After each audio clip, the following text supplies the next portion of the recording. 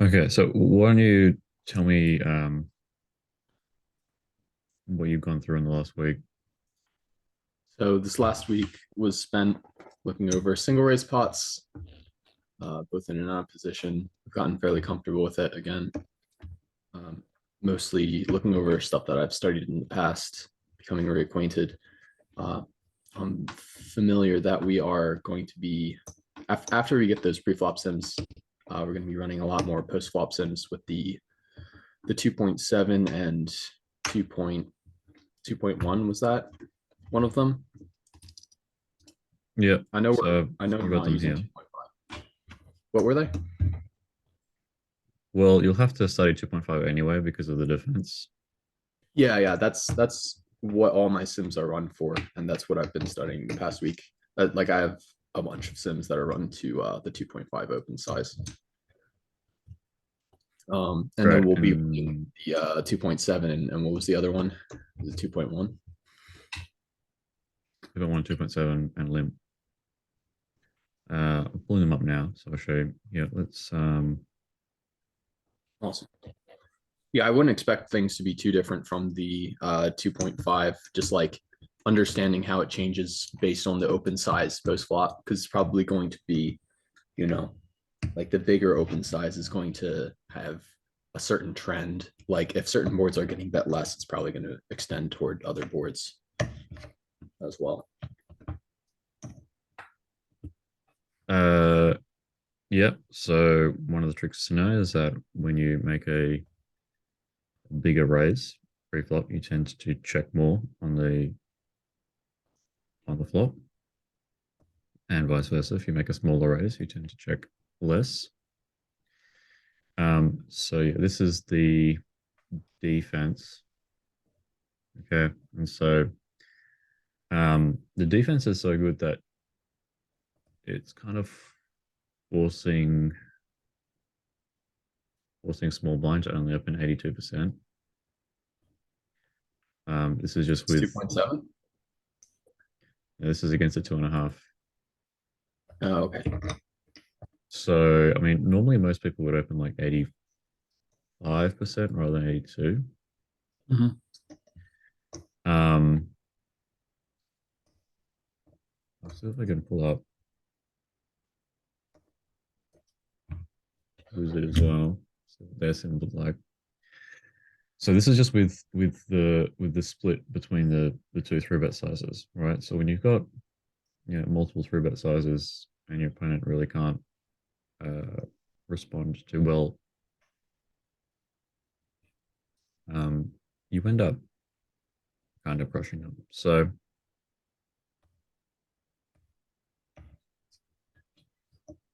What's the if you don't mind me asking, what's the difference in EV between having like one three bet size and having multiple? What's the BB per hundred there?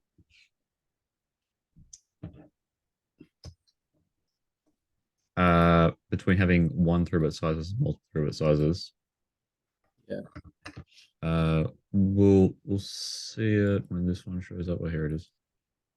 So between the two sims, right? Um, you've got here when here is in the big blind, the big blind EV is minus 11.4, 11.5. And when here is in the small blind, the button EV is 13.8. So you end up getting like a 2.5 BB advantage just by having the Wow. um, Now, is that only in three bet pots or is that no, all? this is across the entire tree. Wow, Um, that's insane. on average, just by having slightly more complicated strategy than your opponent, right? Um, That's crazy to me because I would have expected it to be like, you know, zero point 0.2 BB per hundred, but like it's over 2 BB per hundred. That's insane to me. Which is good. Anything that surprises me at this point is obviously an opportunity to learn and get better. That's how I see it. But yeah, that's insane, man. Wow. okay, you're right. Um, and this is without rake, obviously. So and you guys would be mostly playing without rake. I mean, one of the things uh, you'll probably see, uh, like looking at this with a single opens. This is like the GTO wizard with a single open size 2.5 and the 500 rake. Which I mean, there's no way to change NL 500 rake. Usually, for heads up, NL 500 rake is a bit high. 80% open size, and then like this is the 3-bet strategy, which is like 26.5%, which is pretty absurd. And then like the reason why it's absurd is because this 4-bet size is also pretty egregiously wrong. Really? Um, Really? What's the hmm. I would imagine in a low rake environment, the preferred 4-bet size would be a bit smaller because you're less incentivized to get them to fold pre-flop. Like it's less of a disaster if they call in a low rake environment. But yeah, I think I saw that in GTO Wizard, and I know it's abnormally high. yeah, And so you can take a I look think at it here. there's a Like couple of two, reasons for that. A lot of it, I think it's the rake structure number one, which incentivizes you to do less calling and more three betting. It's the fact that they don't have limps as well, because I think you were looking at the simple sim. The GTO Wizard also has an advanced sim, which includes limps pre-flop, which decreases the 3-bet frequency by like 6%. yeah. So Like if you've got the 21. advanced one, raise 2.5. Still But 24. frequency goes from 26 to 24. Yeah, that's still Um, a lot. and then the 4-bet size. I mean, there's still kind of wrong. Like here you got call, and then you got this split between these two. Um, sorry, these three. So it splits between these three, which is pretty reasonable. But like the triple split is like a good chunk of the reason why this calling frequency is so low in this sim. Um, because as we'll see in this one, like with no rake and the inferior, um sorry, this one with no rake and the inferior defense size. So here Yeah. we're going to end up like opening 95% of hands, right? And a lot of that is going to be as a limp, right? Oh, And because I looked through it, Brown tends to want to go between 6 and 8 big blinds. So I made the 7 big blinds, which is um, also probably going to be incorrect. He might change it because it'll end up, 3-betting too little. Uh, sorry, isolating too little. yeah, yeah. What do you call that? I've always called it ISO, but it's not really an ISO because you're already Yeah, isolated. it's just a 2-bet. Um, so like if his 2-bet frequency is going to be too low, then basically there's a lot of incentive for you to like limp a bunch of these like kind of crappy hands just to see the flop, like 9-4 offsuit, Mhm. 5-2 offsuit. What's the EV of the limp range? Like what percentage of the pot can we expect to pick up with our limp range in general? It's probably pretty low because it's a pretty weak range, but Well, a hand like 4-3 offsuit, 6-3 offsuit, um, that's winning, you know, 0.1 of a small blind, 0.05 BB, which is 5 BB per 100. Um, right. so yeah, I mean it's going to be significant with a bunch of crappy hands. Like obviously there's going to be some hands that are indifferent, but uh, anything sort of above that. So once you get to like 7-4, you're winning at 10 BB per 100 by having a limp. And 7-4 offsuit is in terms of uh, in the inverse case, 7-4 offsuit is already indifferent there. So with that particular hand, you win at 10 BB per 100 over the opposite strategy. So yeah, it wins a lot, and it's probably a good chunk of the reason why this button EV is a little bit higher. Um, Obviously um, the opposite is going to be true. So it's going to take out some of the EV at the top. So if you notice here, 18.407 for aces Yeah. versus 15.8 for aces here, and similarly kings. So the EV of aces and kings and stuff has dropped down.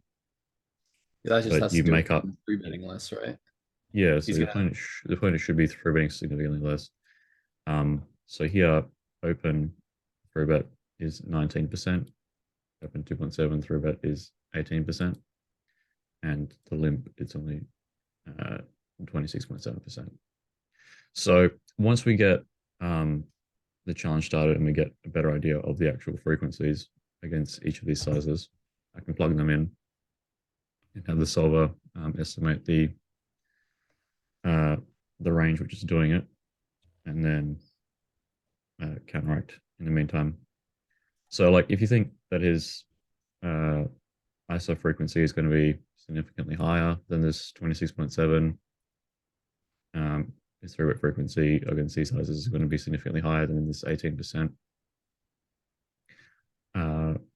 19% for the small size, then you probably want to let go of some of the bottom of these, and then the EV will just essentially just shift up to um, the stronger hands, and then your button EV will be even higher than this 13.8 because he's making a mistake and you've made an adjustment to that. So like 2.1, he makes it 10 and a half because he likes to go between 10 and 11 against sort of the small size or against the 2.5 open size. It's your folding range in the blue. So this is all the hands that continue. Only a bunch of these hands. Wait. Go back to the folds. You're folding. You're really folding king 10 off and queen 10 off, and ace 9 off. Wow. Yeah, because you need to play slightly more. Mm.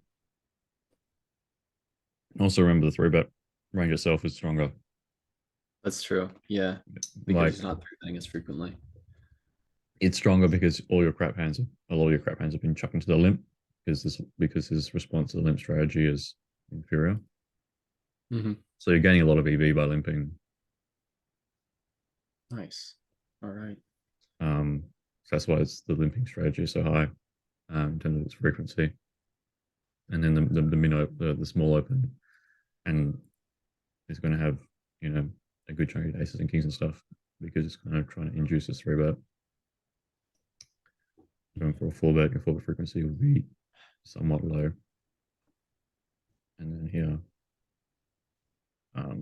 the big size, you've got a higher four bet frequency, and you're four betting to an even bigger size. And a lot of this is because if you look at these sort of relative frequencies, the pocket jacks, pocket tens,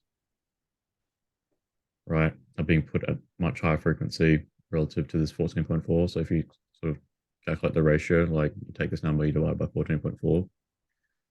This is 200% with jacks and tens versus 110, 125% with the 2.1 open size, and then like a third, 30% with the limp. So that means that jacks and tens are disproportionately being put into the large size. Yeah, that makes Because sense. It's like when you when switch the viewer into weighted mode, and you can see like the sliver and how much of that sliver is taking what action. yeah, so the jacks and tens are being put into the large size. One, to get more folds, you fold out more hands that have significant amount of equity against you. Two, with jacks and tens, you're still going to get plenty of calls by a lot of dominated hands. And Yeah. then when you do get three bet, you're quite happy to four bet for a fairly large size and then stack off. So, like the jacks and tens here, uh, tens is going to be doing some flooding, but either way, the alternative action is to four bet, and it's four betting for this sort of bigger size of what is this, 28 BB.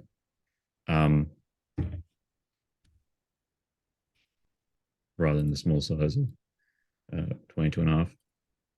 So if they threw it to 11 and a half, Four bet size BB. is how much? So if his three bet size is 11 and a half, Mm-hmm. or 11 to 11 and a half, then a lot of your four bets are going to be to 28. 28. Yeah, and he's going to have, That's big. That's really big. yeah, and he still needs to be able to defend by calling a lot of these suited broadways. Yeah, one thing once the challenge starts that I really want to look into is how he's constructing his three bet range. Now, I'm not saying that look, I've much higher expectations for how BBrown is going to be playing than like 90% of the guys I've played heads up against, because the guys I've played heads up against, it's pretty obvious they haven't even like studied heads up pre-flop, which is insane to me because that doesn't take that long and it's a huge boost to your EV. But a lot of those guys construct their three bet range like way wrong. It's like very merged. And I think that would affect the optimal four bet response, both frequency and sizing. So I'm interested, especially once the challenge starts, to figure out how he's constructing his three bets. We can take a look at like not just the frequency, but also the range construction, because it's been my experience that a lot of people three bet way too frequently with hands like queen four suited and queen five suited, and don't, and basically never three bet hands like queen eight offsuit or king nine offsuit, those types of hands that should be three bet quite often. I'm not sure what your experience is in that regard, but that's a very frequent leak that I've seen. Yeah, I mean the problem is that those hands would just have to fold against a four bet, even if it's like a min four bet. So like here, for example, this is the three bet range. So if you open to 2.1, this is the three bet range that the solver wants to use. Three bet it 10.5, and then like you basically click it back with a 2x four bet,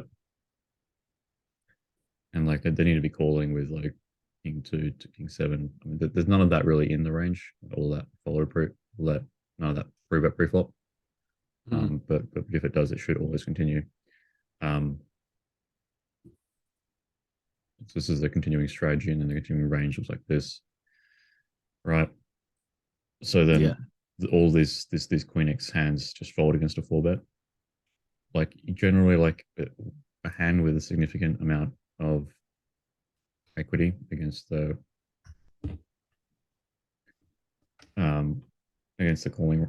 the opening range doesn't want to be put into the position where we'll have to fold against a four bet, where it's so close, right?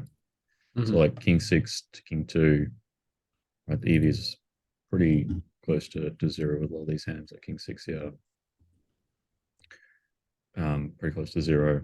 Similarly with all the other king x, and the queen x's will be similar as well. So the fact that you put any of those queen x suited, king x suited in there, and then you have to fold it against a min four bet,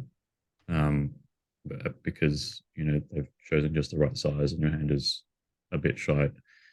You would rather just call that hand and win more EV that way, and three betting, putting yourself up against a lot of frankly stronger queen x, and then folding against a full bet.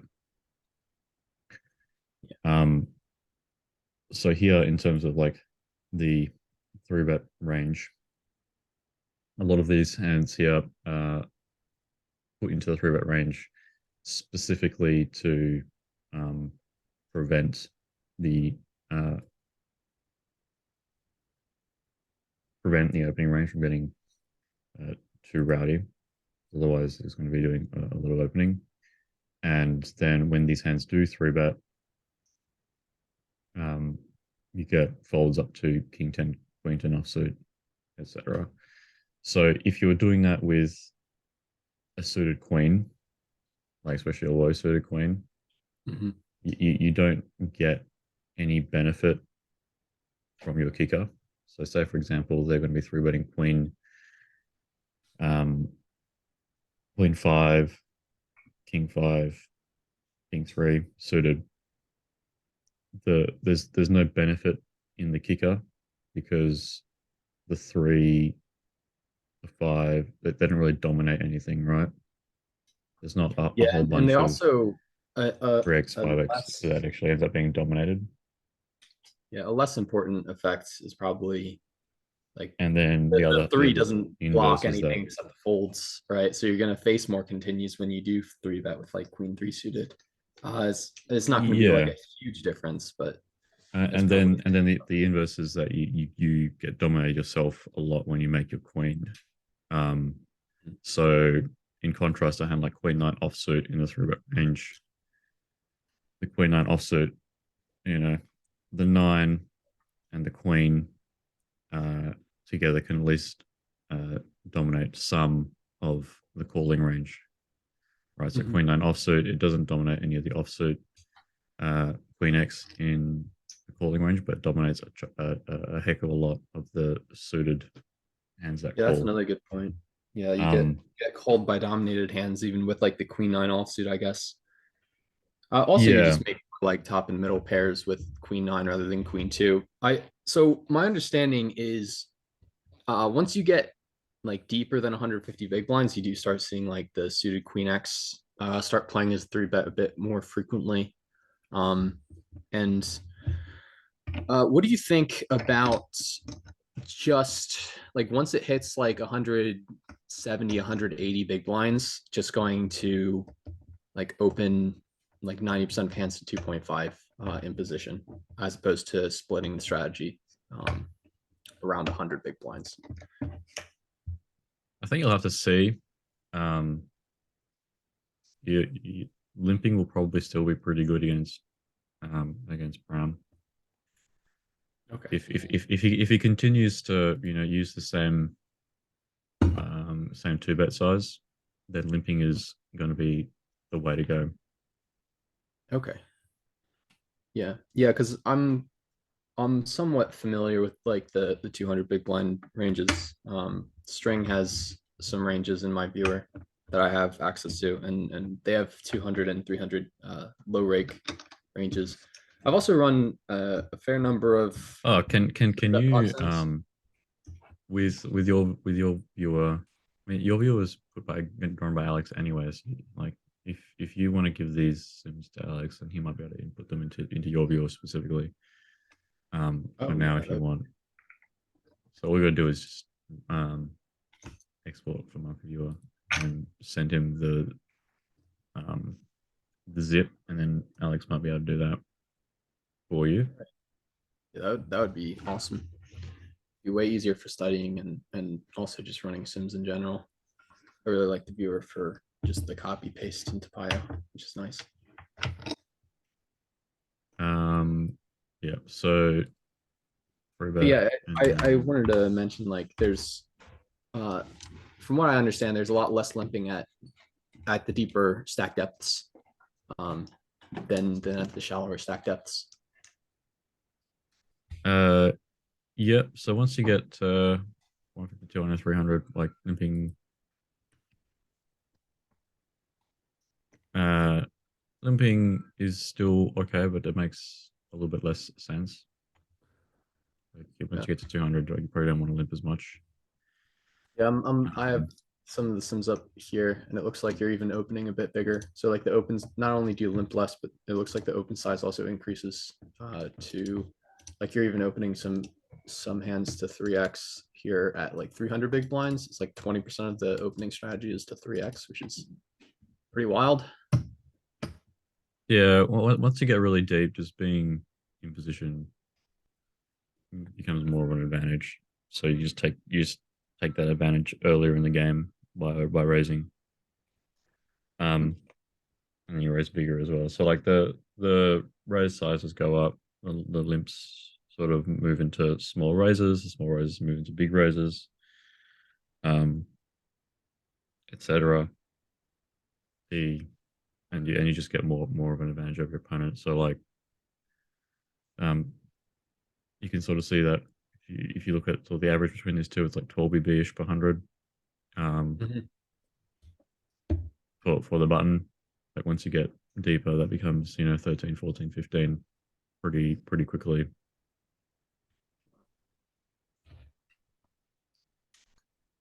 Yeah, that's really interesting. Um, Another thing, I couldn't.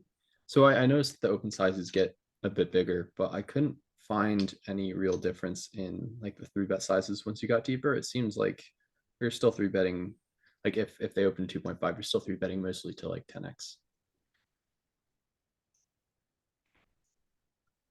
Um, Like it's a I split I, strategy, I but like on average, you're still three uh, betting with the same average size. like I don't think 10x is going to be optimal against a single open size strategy. Um, like if you're just opening everything, if Brown is just going to open everything to one size, like here we've got this split between um, 9 BB and 12 BB, right? Mhm. And it's already 6% to 17% in favor of the 12 BB. So depends on you can sort of interpret that however you want, but it might be beneficial to like have an even a third, even bigger size at like 13 and a half or 14 BB, just to chuck some extra hands up there and really throw them off. And that'll punish the single open size even more, especially if the response is not right. Like, especially if they're, you know, not just clicking it back against um, that particular size. If you go to like 14 and then they go to like 28 or 30 or something ridiculous, then instead of just the min click back, then you'll have even more of an advantage there. So here in this one, you go to 12, and then I've made them go to um, 26, right? Which is a little bit more than the 2x. The 2x will be 50%, 60% is the size. And like I've seen some of the hands that Brown did when the opponent three bet slightly bigger, he would just four bet slightly bigger as well. Both of which are incorrect. So three bet slightly smaller, like four bet still around 24, 24, 25. Like doesn't want to shrink. And that's okay against a small three bet to like have a four bet size that you like. Yeah. Um, I'd imagine it's something like it. The smaller the three bet is, the bigger your four bet is in relation to this three bet size, but smaller in absolute size. Is that accurate? yeah, yeah. And also like in general, like a four bet probably should be a lot smaller than the sims in Wizard, or I'm not sure if string sims have like min four bets. Maybe they do. I think they do. Um, yeah, the four bet sizes should be pretty small at 100 BB deep, and then um, not that much bigger until you get deeper than like 200. So it should increase. And the four bet is one of those. Um, the four bet strategy is one of those things that one of those bet sizes that increases before the three bet size goes up. So the four bet size needs to it increases and increases quite rapidly as you get deeper because there's more stack depth left. That jam becomes a little bit less effective in punishing the hands in the middle, and having a polar four bet strategy is not possible to punish that by ripping it in. So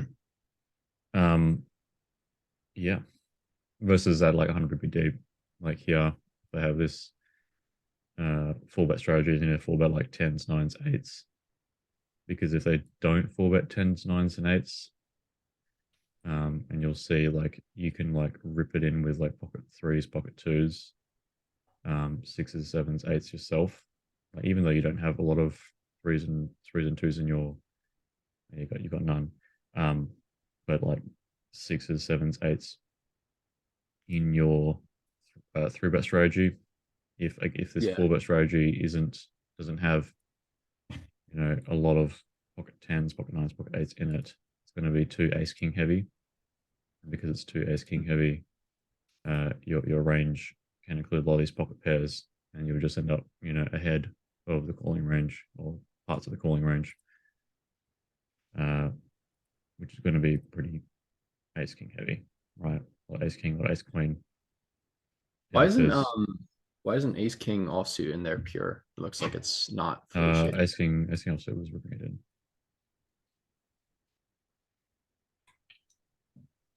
It's what? It's ripping it in against the slightly bigger three bet, just jams. Oh, okay. Okay, that makes sense. And similarly, like you call those pocket pairs. Um, so yeah, if your opponent isn't doing that, like if they don't have a lot of these jams against the 12 and it just all becomes a single four bet size, Mhm. then it's going to be too ace king heavy. And like basically you can just take all these pocket pairs and just rip it in. So basis, you just flat that, zero, zero, only pocket pair. And then uh, all your pocket pairs down to like pocket twos, anything that you three bet, just rips it in, and then you're quite happy with that because you're just ahead of ace king, um, and ace queen. And you fold out a lot of hands that have like a ton of equity, like ace ten offsuit. I think does quite a bit of four betting. Uh, yeah, I mean all this stuff Overs. will fold obviously. Yeah, Um, nice.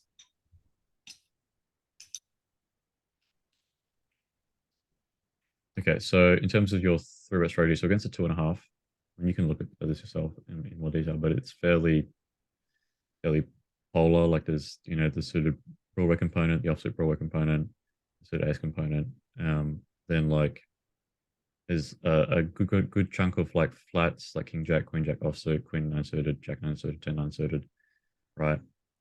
So This in is the contrast to a bunch of other cold sims call that you to might, the single raise, right? This is yeah, two bet yes, pot. this Yeah. is Okay. the two pot.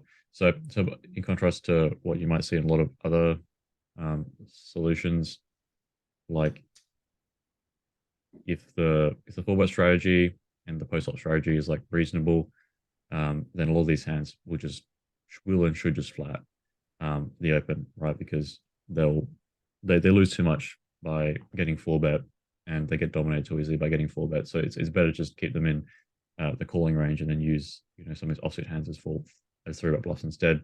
And then these Mhm. suited hands here can continue okay against a four bet.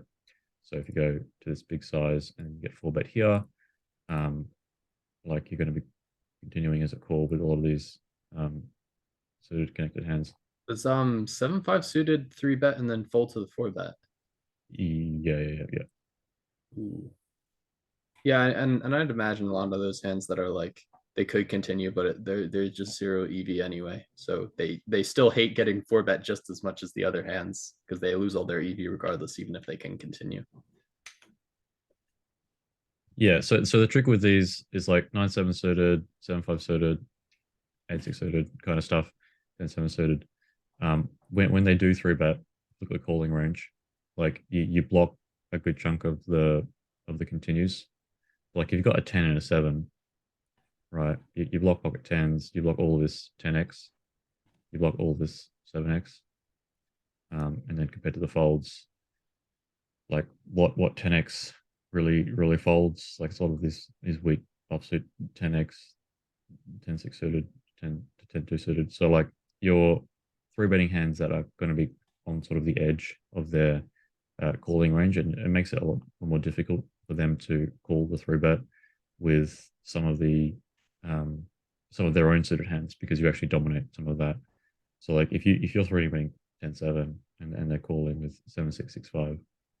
Sorry, 7-6-7-5. Then you're actually going to be dominating a little bit of that with your 10-7 suited, and you block some of the stronger stuff. Obviously, it's going to be the case where your three bet is going to be in between, and it sort of keeps them in check. Like they can't really call 10-6 suited, 10-5 suited, 10-4 suited because your three bet bluff is 10-7 suited.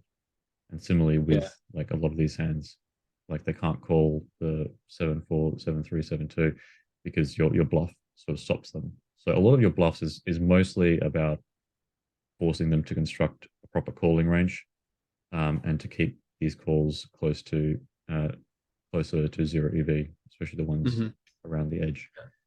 Yeah, it seems like a definite balancing act between shoveling in hands into your three bet range that are playable post flop when they're called, and also hands that have some sort of easy response to because there's obviously three things that can happen when you three bet someone. They can either fold, or they can call, or they can four bet. And like I said, it's been my experience that people focus too much on protecting themselves when they're called, and they don't really worry so much about how their hand performs against how much their hand wants to get a pre-flop fold, or how it performs against a four bet as a response. So yeah, I think what you're saying, it makes a lot of sense in terms of like you do want to have like some playability in your three bet range, um and stop them from calling a lot of these dominated suited hands. But at the same time, you should set yourself up for a position where, if they fold, your range is fine with that. If they call, your range is fine with that. If they four bet, your range is fine with that. And I think a lot of my opponents in the past have just been focused solely on their like having their range be okay with a call, as opposed to having a well constructed range that can perform well in against all this variety of responses. Yeah, exactly. And like the alternative, of course, like you put these three bet bluffs in, and you're choosing them specifically to force your opponent to pick some of these hands as four bet bluffs. Um, Mhm. because if these hands actually don't four bet bluff, then your sort of suited component here, this low suited component, will significantly outperform. So like if your opponent doesn't have enough four bet bluffs, or they're not choosing the right four bluff candidates, then when it goes into the calling of the three bet here, and then call the three bet, a bunch of hands will be put back in. So all these offset broadways, which would four bet, go back into the calling range, and then your own suited connected or sort of gapped hands really perform very well against those big offsuit Broadway hands. So yeah, those offsuit Broadway hands in the three bet range, sorry, in the three bet calling range, have difficulty uh, playing against uh, a suited gapped bluff, right? Yeah, yeah, and I Because see people. there's no domination there. Yeah, I see a lot of people in my experience three betting like the offsuit broadways, which is like they perform the worst against four bets, and they also like they're folding out all the dominating hands, or all the dominated hands rather. Like I see a lot of people construct their three bet range with like king jack offsuit, which is fine. But like jack 10 offsuit, queen 10 offsuit, king 10 offsuit don't really three bet at all.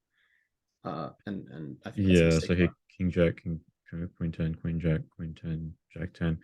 Yeah, these hands would much rather just call. They do really well in the calling range because they sort of represent the top pair second kick up bit, right? Which is pretty good for heads Mhm. up. Like top pair second kicker is Yeah, like basically the nuts and heads up. So and they better, also they better to also have that in the make calling range. yeah they also make straights on boards where your opponent's going to be extremely aggressive, right? So that's also a big chunk Mm. of their EV in the single race spots, right? Yeah, exactly. Um, so yeah, it depends on what you want me to try to run next. If you what I'll do is I'll send these I'll upload these sims to I'll upload this just the preflop component of these sims um to a Google Drive. You should download them. Do you have Monka yet? Not yet. Yeah, Yeah, so you I'll should get Munker, try to get Monka and as then soon as I'll you can send so these you can sims look over through this. to Alex and have Yeah, him put there, them. yeah, yeah. Okay. If you want to do it that way, then but like that might take a little while. If you want to view this immediately, you'll have to you probably have to do it in Monka. Okay. I can export them for Monka Viewer, but Monka Viewer is a bit shite and will take a it'll probably load okay, but it's a little bit shit in terms of use anyways. Um, Obviously the Alex's viewer is probably best, so if you can nudge Alex to get it uploaded, I don't know if you've got a particular relationship with him, then yeah, do that. And then what I would probably want you to do is like think about um, exactly how the opponent, how you think Brown might respond, and sort of maybe if you can construct, uh, you know, against a 2.1, what do you think he'll be calling with? What do you think he'll be three betting with? Right. Um, and you don't have to get into too much detail. You can just, this hand likely, so I just put 100%. This hand unlikely, so I'll put it 0%. You can do that if you want, or you can do like in gradients, 50%, whatever, and try to, and then make those ranges into um, in Equilab or something, and then send me the ranges. And then what I can do is create a further exploit sim um, against those particular ranges. So if you think that he's going to be isolating more than this 26.7 for the 7 BBs, right? And you think he's going to be using more hands like 7 6s 5s, more of these offsuit broadways type stuff, just put them in and then sort of create those ranges, and I'll run an exploit sim against that, and we'll see like how you can pick up even more EV by changing your opening strategy. So this is like equilibrium with the given sizes, but you can take the same tree and then input ranges into it, and then look at the exploit within the tree Mhm. against incorrect ranges for that tree. So these trees I'm about to send you are equilibrium inside the tree. They're not equilibrium in the whole game, right? So that's where you get this Yes. EV Yes. difference. And then Mhm. you can go another layer on top of that, and then look at likely opponent strategies, right? And then you can calculate an optimal response to those strategies and get even more EV. Yeah, that makes sense. I've thought about doing that in the past as well, but never had a pre-flop sim. Or should probably get Munker, and then we'll be able to really attack this. Yeah, so Monka is going to be really good for, especially because you can run a quick estimate overnight to get good frequencies, or Mhm. to see if a particular idea is worth exploring further. Monka is really good for doing this sort of pre-flop work, because especially for like heads up, you can just run something really quickly overnight Yeah. and get a good answer. Okay, so how many hours did you end up buying from the other guy? Did you buy 3 hours, did you? I bought three. Yeah. So we're at 2.5 now. Um, is there anything else that you want to discuss? Or we save this half hour for later, and then you can. We can save it for later. Um, Let me think if I have any final questions. Uh, I mean, next week I'm going over through that bots, which I'm pretty familiar with already. Uh, I'm excited to get those sims in and or yeah, get the pre-flop charts in and start running sims with them to sort of get an idea about, like, I already know like the bigger you three bet, the more the less you're going to be c betting the flop. But just to sort of get a feel for the extent of how the sizing affects the c bet frequencies and sizings, it's going to be good. Yeah. feeling pretty good about the challenge right now. I don't know what Brown's doing, but I feel like I'm making quite a bit of progress. Yeah, All right, great. So yeah, what I'll need, I'll send this to you now. What I'll need you to do, um, if you can look through them, great. If not, just think about all the responses to all the sizes that we talked about. So, um, he opens 2.5, and you threw it to 9. What does he call? What does he four bet? He opens 2.5. You open to 12. What does he call? What does he four bet? What does he shove? And then the opposite. You limp. What does he ISO? Um, you open to 2.2. What does he three bet? What does he call? You open to 2.7. What is three bet? What does he call? Those are the main ones, I think. And then once you give me those ranges, I'll put them into a couple of sims and then run the exploit against it. Okay. You'll probably be surprised like how much more EV you'll be able to pick up by having this slightly altered strategy if you're confident enough in his pre-flop mistake. All right, sounds good. Yeah. Oh, I was gonna say. Yeah. Okay. I'm good to go. Okay. Yeah. So I would recommend you get Monka. Like if you can get it today, that'd be great. If you can't, I'll just send you these and you can try to negotiate with Alex to get them installed into your version of his viewer. Mhm. And I'll upload this to YouTube and send you the private link. Sounds good. Thanks, man. All right. See you later. Bye. Have a good one.